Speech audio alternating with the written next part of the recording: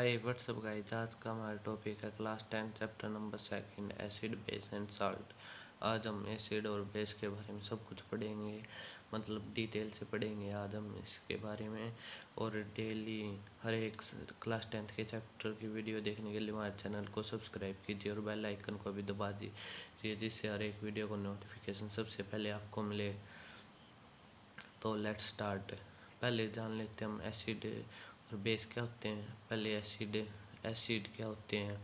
These are सोर इन taste, मतलब कि ऐसे सब्सटेंस जो सोर खट्टे होते हैं टेस्ट में, जैसे लेमन एक्सेट्रा।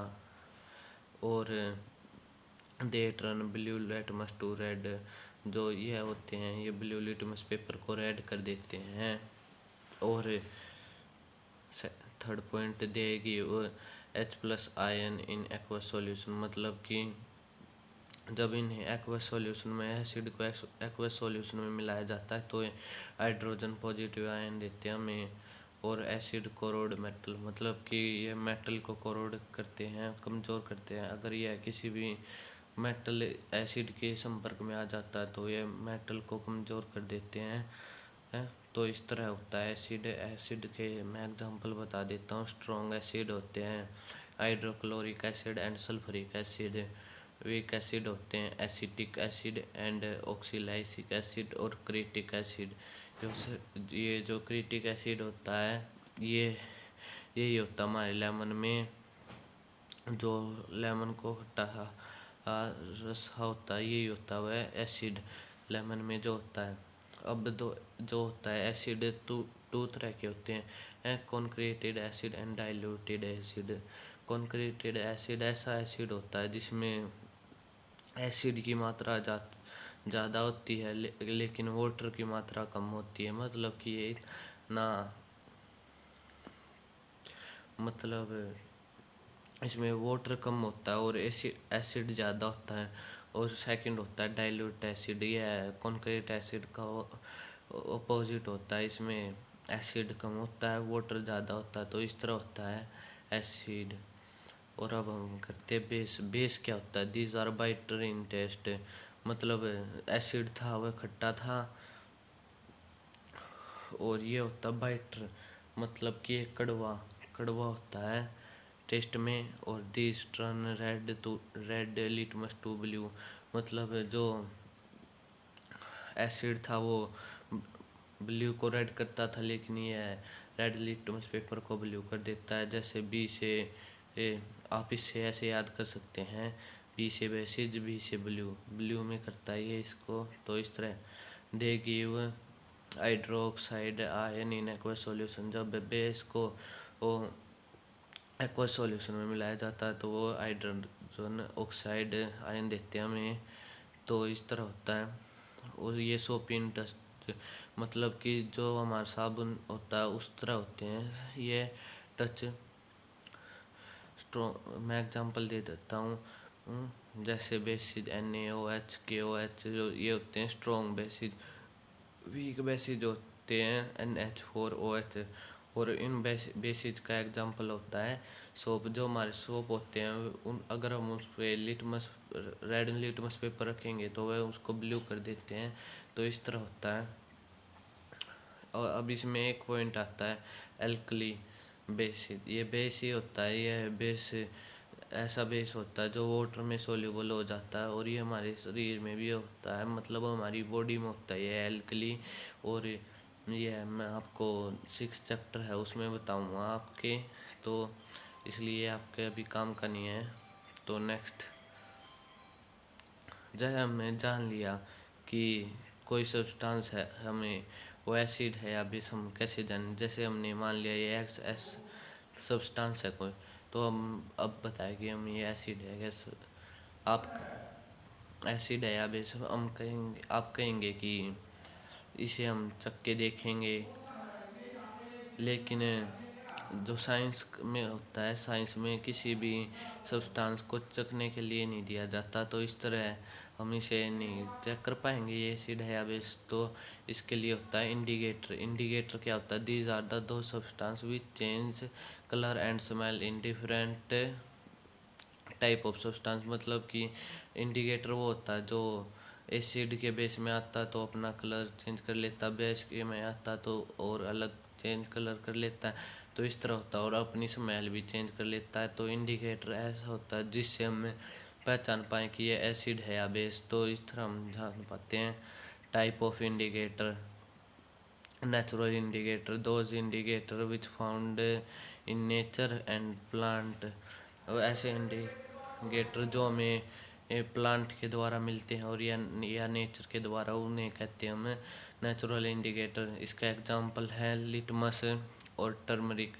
टर्मरिक को हिंदी में हल्दी कहते हैं, तो आप इसे भी याद रखेंगे। Synthetic indicator: these are chemical substance, मतलब कि ये केमिकल सब्सटेंस होते हैं, ये लेबोरेटरी में तैयार किए जाते हैं, इन्हें लेबोरेटरी में बनाया जाता है और इसलिए ये सिंथेटिक होते हैं। इसका एग्जांपल मैं समझाते जाऊँ। मेथिलीन ऑरेंज, मतलब जो ये मेथिलीन ऑरेंज है, जब ये एसिड के संपर्क में आएगा, मतलब एसिड के कांटेक्ट में आएगा, तो यह रेड कलर का हो जाएगा, और जो बेस के में आएगा तो ये येलो कलर का हो जाता है, मेथिलिक ऑरेंज। और फिलोमेथिन, यह भी एक टाइप होता है। जब ये एसिड के कांटेक्ट में आता है तो ये कलरलेस हो जाता है, लेकिन जब बेस के में आता है तो ये पिंक हो जाता है, या फिर थोड़ा थोड़ा वायलेट कलर का हो जाता है, तो इस तरह होता है। नेक्स्ट हमारा ऑफिएटिक indicator: the substance have order in acid and base, जिससे ये ऐसा होता है जिसमें किसी भी सब्सटेंस की स्मेल बढ़ जाती है। इस इंडिकेटर में जब यह किसी भी सब्सटेंस के उसमें आता है तो उसकी स्मेल बढ़ा देता है। जैसे एग्जांपल वेनिला, ऐसे वेनिला होता है, जो जब वह एसिड के बेस में आएगा तो उसकी स्मेल बहुत ज़्यादा हो जाएगी, वो जल्दी जल्दी स्मेल प्रोड्यूस करने लग जाएगा, और जब बेस के में आएगा तो वह बिल्कुल स्मेल नहीं करेगा। और ये क्लेवी ऑयल होता है, यह भी जब एसिड के कांटेक्ट में आता है तो यह जल्दी जल्दी स्मेल प्रोड्यूस करता है, लेकिन जब बेस के में आता है तो ये स्मेल प्रोड्यूस नहीं करता। Chemical properties of acid: reaction of metal acid, जो एसिड के साथ होता है रिएक्शन होता है मेटल के साथ एसिड का। तब क्या होता है, जब एसिड प्लस साल्ट होते हैं, मेटल होता है, तो वह साल्ट प्लस हाइड्रोजन गैस बनाते हैं। तो इसका एग्जांपल मैं आपको समझा देता हूँ। जैसे हमने एसिड के जगह पे ले लिया HCl और मेटल की जगह पे ले लिया जिंक। जब हमने इनको मिक्स किया तो ये हो गया ZnCl। ये एक प्रकार का साल्ट होता है, और हाइड्रोजन गैस हमें पता ही है, मतलब कि साल्ट प्लस हाइड्रोजन गैस मिलती है हमें इसमें।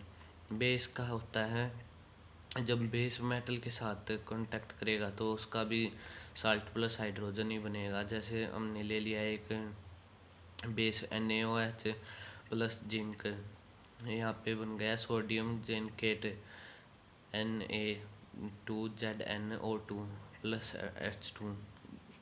अब आपने देखा होगा कि दोनों उसमें हाइड्रोजन गैस निकल रही है, इसमें भी और इसमें भी। तो अब इस हाइड्रोजन को गैस को टेस्ट कैसे करें, तो ये रहा एक मेथड है टेस्टिंग का हाइड्रोजन गैस का। Testing of hydrogen gas: hydrogen gas release can be tested by